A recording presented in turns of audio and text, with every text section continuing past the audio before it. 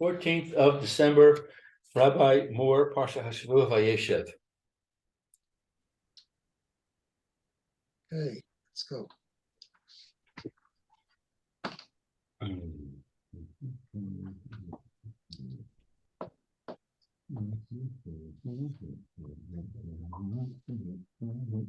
Yeah, going up to the dreams here. Hello, Yechiel. You can hear us? Okay. Page.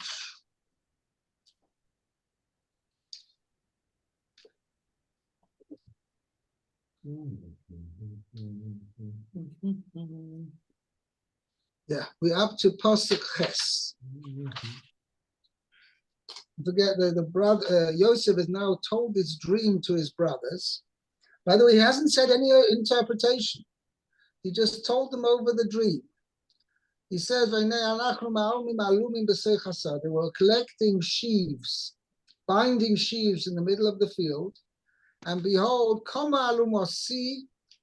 my sheaf stood upright and even remained standing upright. That's where Rashi explained. Your sheaves surrounded mine, and they bowed down to my sheaf. I would say that is, in fact, an interpretation. Why is it an interpretation? Well, sheaves don't bow. So he saw some motion in his dream, and he interpreted that to be that they were bowing.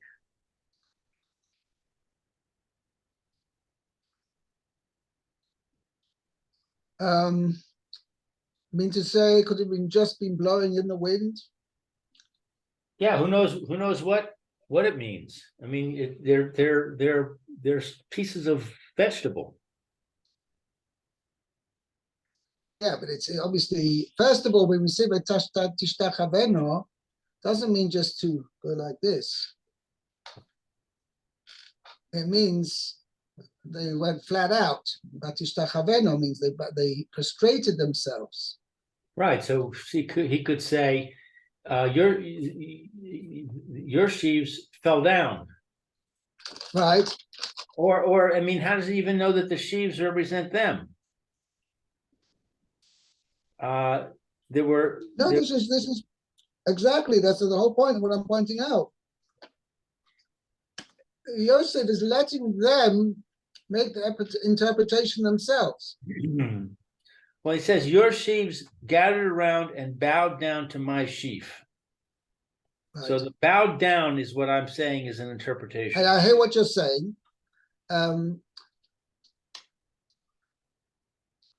You're saying it's like what they call journalistic interpretation. Yeah, the brothers could say, Yosef has delusions of grandeur. He had a dream where he saw a bunch of vegetables fall on the ground, and he interpreted it to be that they're bowing down to him. Right, I hear what you're saying. So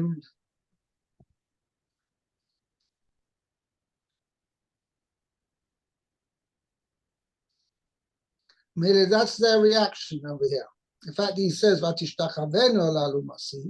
even though he's just saying is, it's not me, it's my sheaf and your sheaves. Right. What's the significance is your sheaf and my sheaf got to do with anything? By the way, the Mefarshim point out that was the difference between this dream and the second dream, is that there, the stars, the 11 stars were bowing down to the sun and the moon. I'm sorry, the sun and the moon and the stars, were bowing actually down to Yosef himself. But that's also an interpretation. It says they were not bowing down to Yosef, they were bowing down to his sheaf. Right. But that's also an interpretation. Stars don't bow. Right. I mean, how as it is? he saw some motion. The stars made some motion, and he interpreted that they were bowing. Okay, but but I just want to point out that the Farshim point out over here that the first time the brothers bowed down to Yosef, it was only the brothers, not Yaakov and it was Bilhah, whoever it was, which one, his mother or stepmother, but it wasn't obviously his mother who did so. But whoever it was, the moon represented, bow down. That was later when Yaakov Avinu came to Egypt. But initially, the first time the brothers bowed down was when they needed grain. So they had no real reason to bow down to Yosef per se. They were merely bowing down to him as viceroy of Egypt, and because they needed food. So for that matter, they were bowing down to his sheaf, meaning because he was the provider of food, that's why they were bowing down to him, not because to Yosef per se. Whereas later on, even when they knew he was Yosef, right, they actually bowed down to him. Right. Okay. But you're making a good point, though, that he's saying that, and that's why the brother's reaction is, who told you to interpret the dream with bowing down to you? I mean, or bowing down to your sheaf? Maybe it's not bowing down. So therefore, the brother's reaction is, Vayomru le'achov. Okay, let's read pasuk ches. Vayomru lo achiv echav hamaloch timloch aleinu im mashol timshol banu Vayeyshev od sono oso al. Should know also. It's not sono. I have a little dot above the aleph. No, that's no. But what is the vowel under the first letter, under the sin? Oh, you're on the previous word. I see sino, oso, al chalomosav, va'al divarav. So he said, they said to him, his brothers said to him, hamaloch timloch, double language. Will you surely reign over us? Aleinu, over us. Im mashol shimshol. Another double language. Will you surely dominate banu, us? Right. Yosifu, and they increased greatly sono, their hatred. So they hated him even more. Oh, sono, yeah, I keep doing that. Their hatred, they hated him even more. Al chalo mosav, regarding his dreams. Va'al divarav, and regarding his words. Right. Okay, so Rashi says al divarav, regarding his words. Al dibasam ra'ah, because of the evil reports about them. Shehaya mevi la'avihem, which he would bring to their father. Right. So it's interesting. The mashmos over here is that the hatred of the brothers towards him for bringing these bad reports was initially not necessary. They were done him lekaf schus. They're saying, well, probably he misinterpreted what we were doing, and that's why he thought we were doing wrong, and that's why he told our father. But now that he's coming to have these dreams, and he's got these visions of grandeur, right? That he's going to be greater than us and he's going to rule over us. That's what all these bad reports are all about. He's trying to push us down, put us down, and aggrandise himself in the eyes of his father. And he's trying to make himself great. He's got aspirations of rulership, of ruling over us. And therefore, that's the whole idea of these bad reports. He's putting us down in order to put himself up. I have an interesting. As they realized from the dreams, this was also what was behind his words, his bad reports. Okay? You remember the other day we were talking about the Lashon Hara issue? Yes. So in another shir with the Rabbi Baum, I don't know if you know him, but he made an interesting explanation. He said that there was actually a machlokas between Yosef and the brothers about whether they were considered to be Jews. No. What? Whether did they have a status of Jews, or Bnei Israel, or Bnei Noach? Exactly. And right. So, in other words, I had complained that Yosef had an obligation to talk to them before he talked to his father.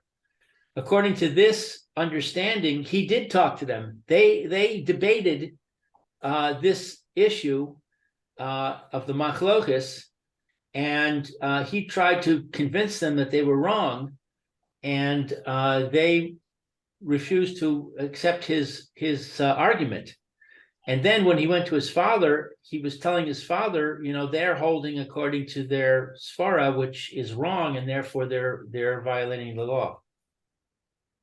I mean, this is exactly what he told his father. Right. In other words, it was not going behind their backs. Right. According to this understanding. Yeah, just 1 second.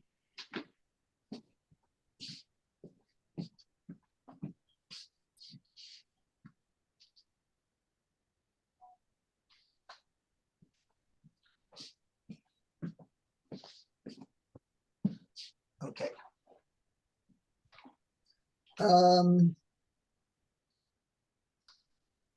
Yeah. By the way, I saw one of the Mefarshim, one of the Rishonim learned. It says, "V'lo yochlu dabru l'sholem," that they couldn't speak to him peaceably. He learns they were not allowed to speak to him peaceably. Right, because it would be hypocritical. No, not so much that. They were saying dabroi, meaning to speak with Yaakov. That's how he understands. The brothers could not tell Yaakov, Yosef's talking about us and it's not really true, because that's going to put Yosef in a bad light. So they couldn't tell their father that what Yosef was telling them wasn't true, because this would make out that Yosef was speaking Lashon Hara.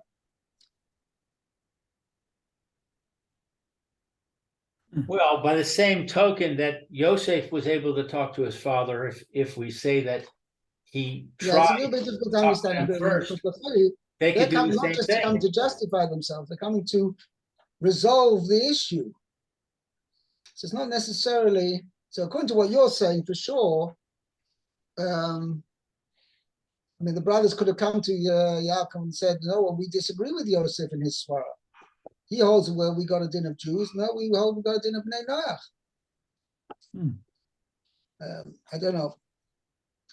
Okay. Let's see weiter. Pasuk Tes, Meir. Okay, Tet.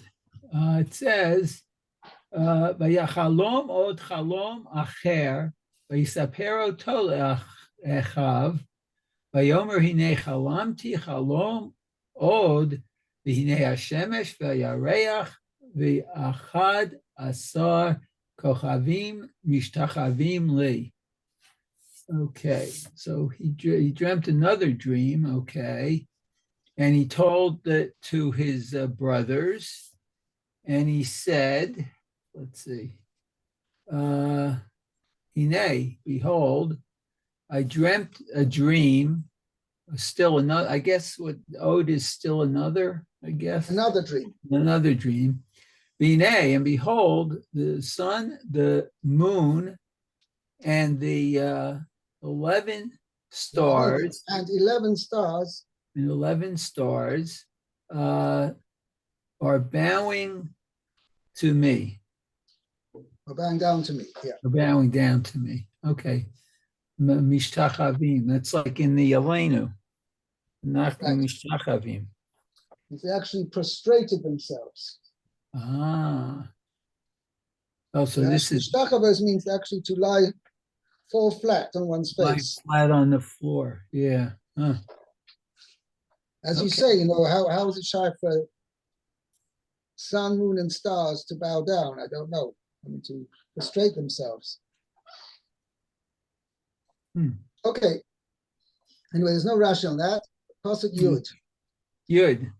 Vayisaper el aviv v'el echav vayigar bo aviv vayomer lo ma hachalom hazeh asher chalamta havo navo ani ve'imcha v'achecha lishtachavot lecha arza. Now, so let's see. So, and he told to his father and his brothers and to, Yiga by Oviv. Yigar is to scold. Okay, Right, so he chided his him. father chided him, okay, and said to him, what is this dream that you dreamt? Are we coming? Let's see, are we coming, I and your mother and your brothers, to prostrate to you on the ground? Okay, so Rashi. Rashi says, V'yisaper el aviv v'el echav. Rashi's bothered by this. What do you mean he's telling it to his brothers? He already told it to his brothers. Oh, yeah, that's a At good least he told the point. father, I can understand. Mhm. What does it mean he told it over to his brothers? Okay, so le'achar shesiper oto le'echav. So after he said it to his brothers, chazar sipro le'aviv. Oh, he repeated it to his father. Bifnehem, oh, in their presence. So the brothers were there when he told his father of the dream, I guess. That's what Rashi's saying.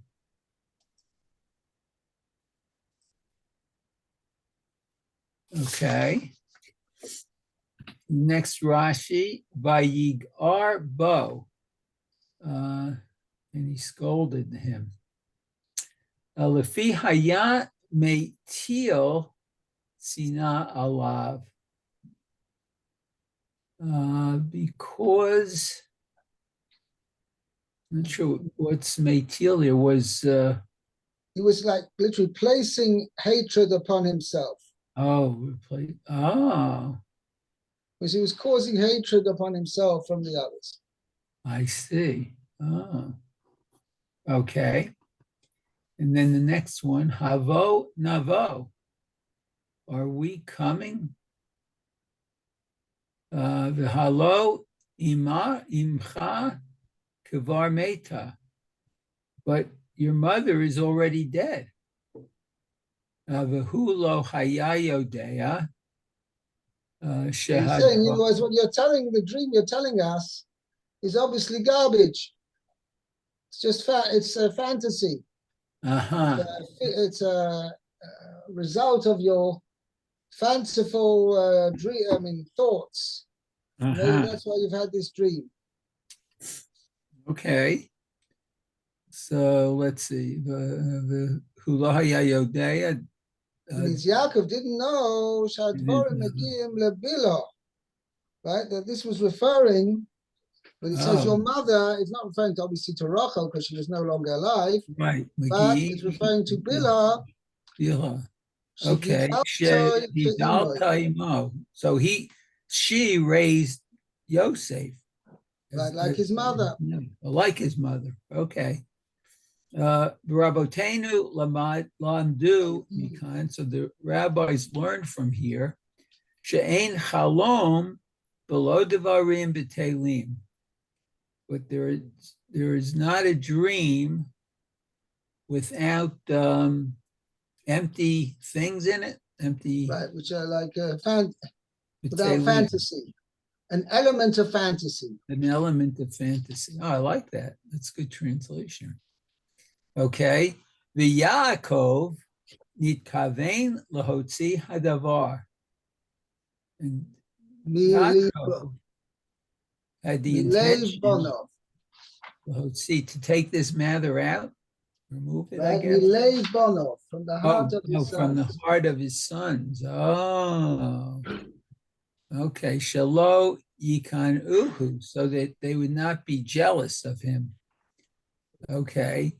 Lekach amar lo.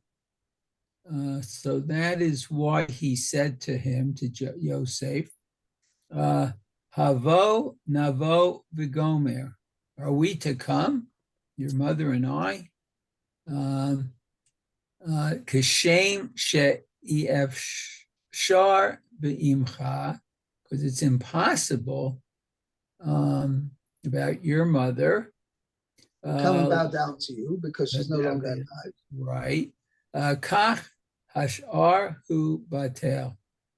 So that means the rest of it is, I guess the rest of the dream is also emptiness. Right. It really doesn't mean anything. Wow.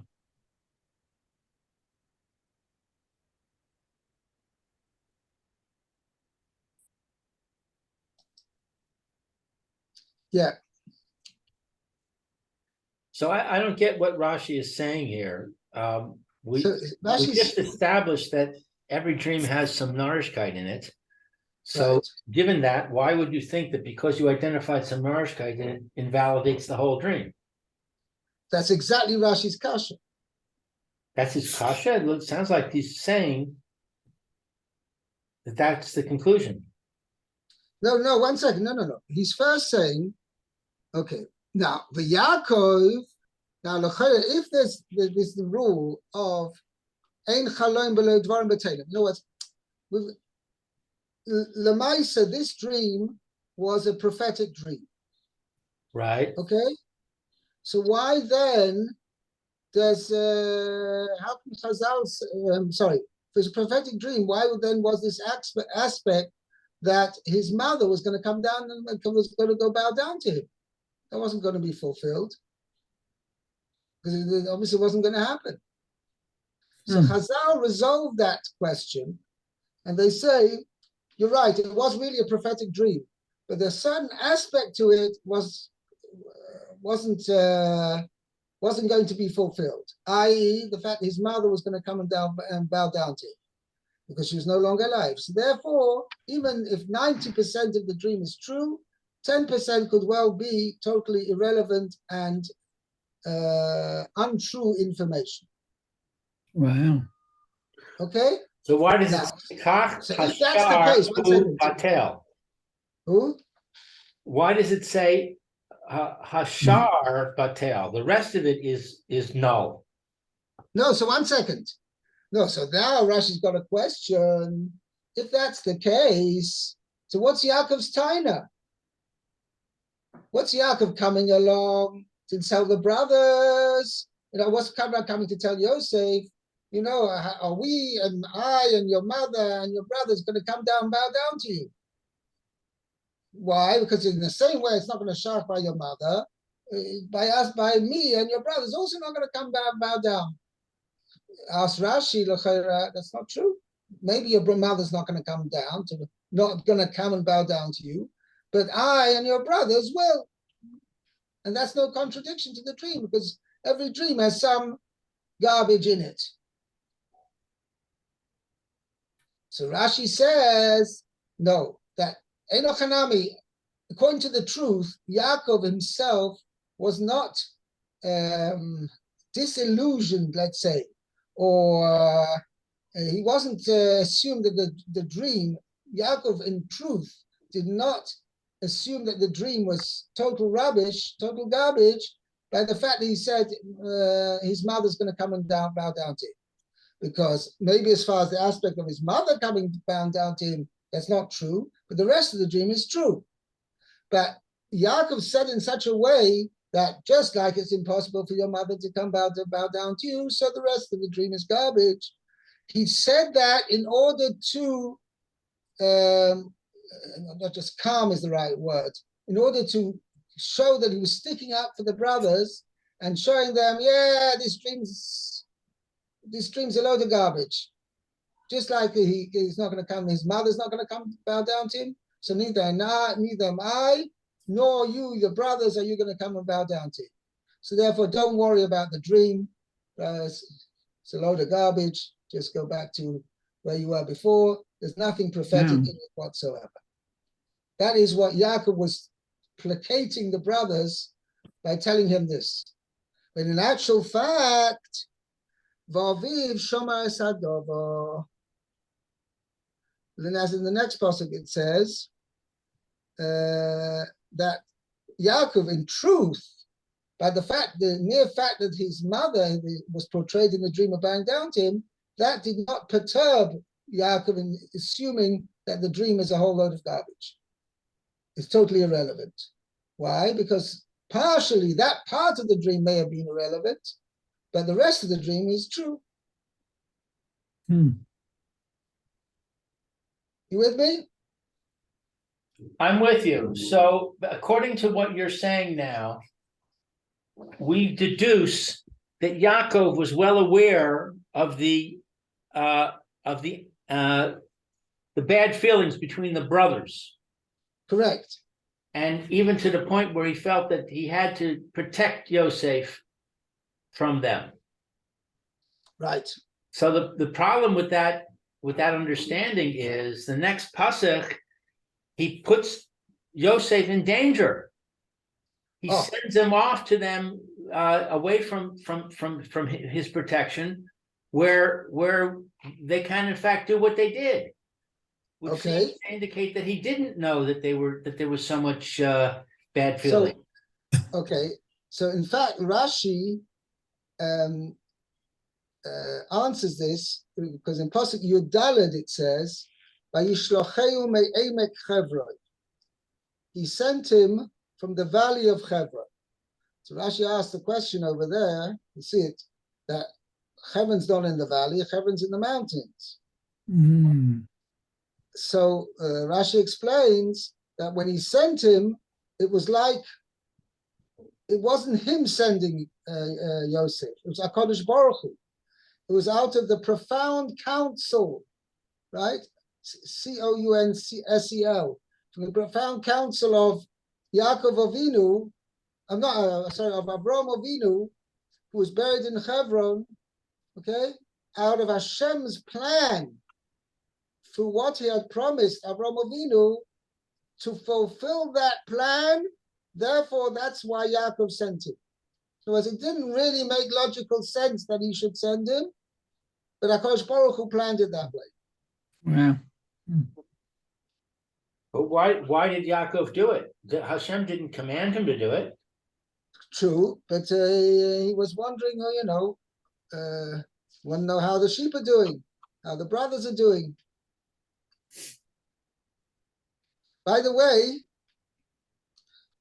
one of the Mefarshim says, I don't remember who it is the reason why he sent him to Shechem.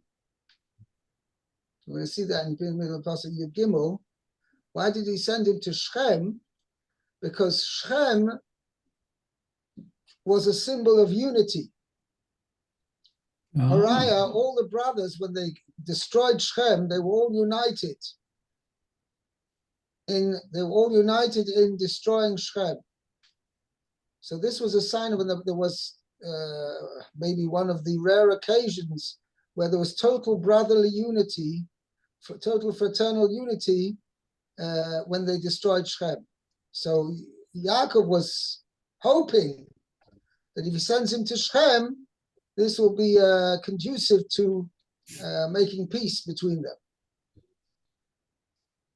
But the Maisa, as circumstances turned out, the brothers were no longer in Shem. They'd moved away. Okay. Let's do Pasuk Yud Aleph. Who's turn? Lou, is it's your Lou. turn now? Yeah. Yes. Vayikanu vo echav ve'aviv shamar es hadavar. The brothers hated him, but the father remembered. Shamar es hadavar. My English says waited for the matter. Yeah, we waited. Okay, I translated.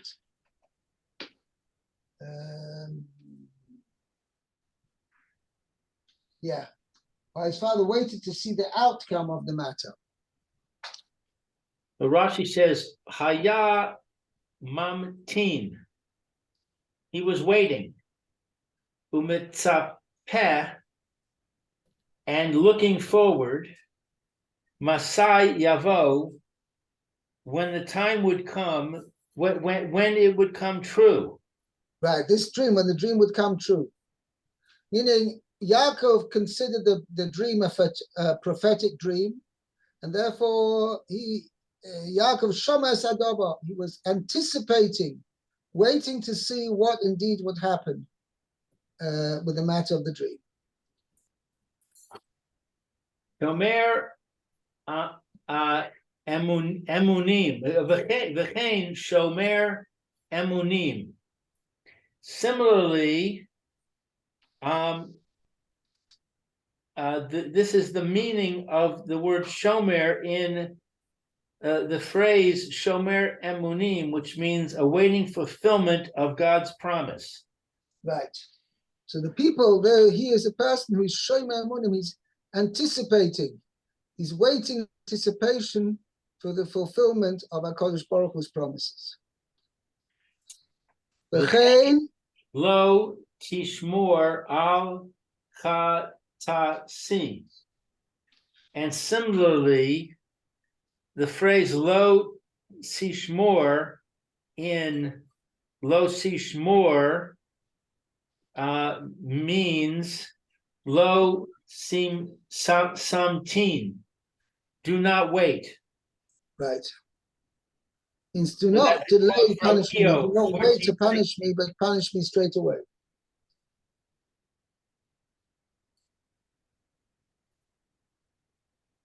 Yeah.